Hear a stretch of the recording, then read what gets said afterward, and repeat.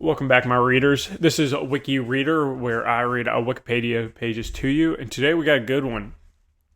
Today we're covering 33 Thomas Street in New York. Now, let's ask some questions before we actually dive into this page. Is there mass surveillance on U.S. citizens by the United States government? I think we got the answer on that one a few years ago due to a dude who currently resides in Russia now. All right. So we have that answer. But I guess the current report is, the current question is, do they still mass surveil U.S. citizens from the U.S. government? Are they tapped into our phones? Do they watch us? Are birds real? Let's get into this 33 Thomas Street and what it is. So I'll put up a picture of 33 Thomas Street for you to be able to see what it looks like. Here it is, somewhere over here. That's 33 Thomas Street. Now you tell me, what do you think that building is used for? 33 Thomas Street, also known as AT&T Long Lines Building, is a 550-foot tall, windowless skyscraper in the Tribeca neighborhood in Lower Manhattan in New York, New York.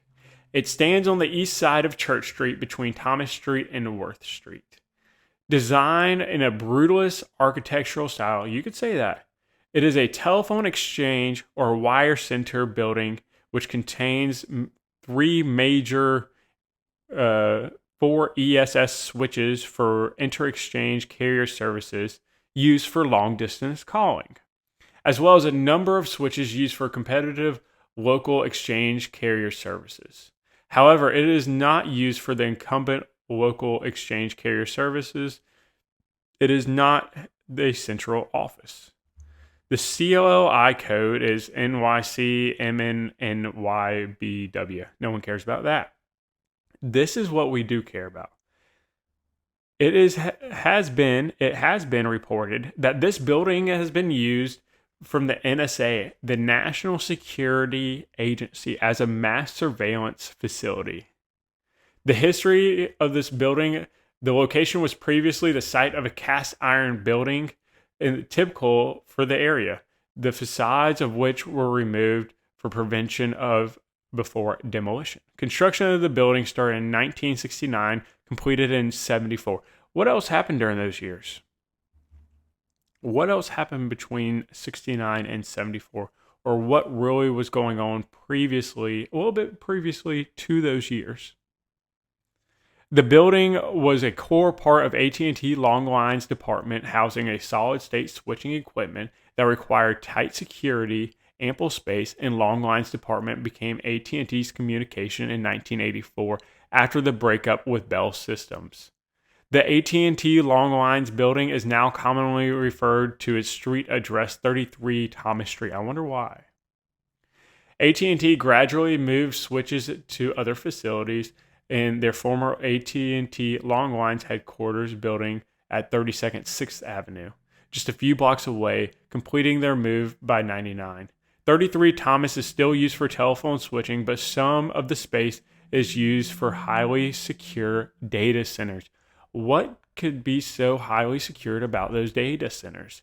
Besides AI, what other companies could be using it?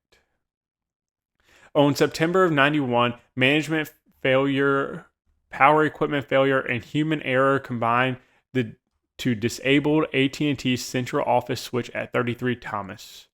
More than 5 million calls were blocked, and the FAA, the Federal Aviation Administration, private lines were also interrupted, disrupting air traffic control to 398 airports serving most of the northeastern U.S. The problem arose when the electric utility Consolidated Edison asked AT&T to temporarily stop drawing electricity from the grid and instead use the building's on-site generators. The request was a part of a previous load-shedding agreement in which had been performed to successful in the past, but on this occasion it failed. After switching power sources, standard procedure was to check all equipment power supplies known as DC plants. for problems, but due to scheduled training, the check was not performed. One plant went on backup battery. The alarms were not detected until it was too late to maintain uninterrupted power.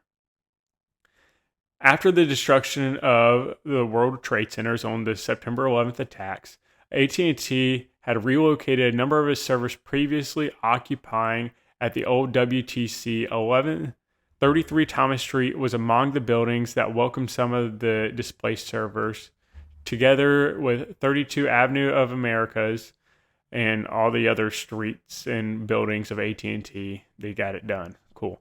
In 2016, The Intercept report that the building is a NSA mass surveillance hub, code name Titan Point.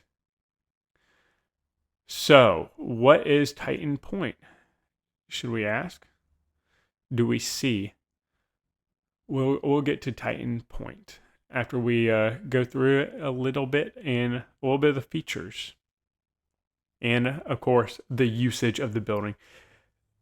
As it was built to house the telephone exchange equipment, the average floor height was 18 feet, considerably taller than the average high-rise. The floors are unusually strong, designed to carry live loads of 200 to 300 pounds per square foot.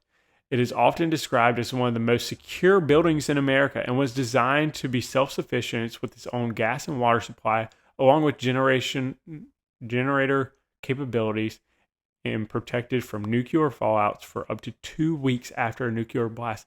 This is just for telephone lines, right? And switchboards. But no, it's built to withhold a nuclear blast and be able to survive the fallout for up to 2 weeks after the blast. And is one of the strongest buildings ever built and unusual for a skyscraper. It's a good thing the planes didn't hit that one, because apparently the planes would have combusted before they got to it. So the usage. The building is a telephone exchange wire center building which contained 3 major 4ESS switches used to interexchange long-distance telephone, 2 owned by AT&T and 1 formerly owned by Verizon. It also contains other switches used by competitors, but not used for incumbent carrier services, and is not a central office. We know that. The building likely is a mass surveillance hub operated by the NSA, codenamed Titan Point. An investigation by The Intercept and the documentary short film Project X by Henrik Maltic and Paula Poitras both identified Titan Point by drawing on the surveillance disclosures of Edward Snowden, the man I was not talking about earlier about mass surveillance. The investigation ties facilities to a nearby FBI building and its rooftop equipment to NSA Skid Row satellites intelligence systems. Further investigations by the same authors at The Intercept link the building to a Fairview surveillance program, a wide-range partnership between AT&T and NSA, also involving 7 other facilities across the same type of major American cities. So, what do we think? Is building 33 Thomas Street an NSA surveillance hub? I'm going to let you think about that. I am a completely happy person. There is nothing wrong with my life. I enjoy life, and nothing would become of me if it did one day. But is Titan Point a real thing? I mean, why else would this building be so secure if it was not for a certain agency to use? And why would it have lines tied to the FBI buildings nearby and rooftop equipment to NSA Skid Row satellite intelligence system?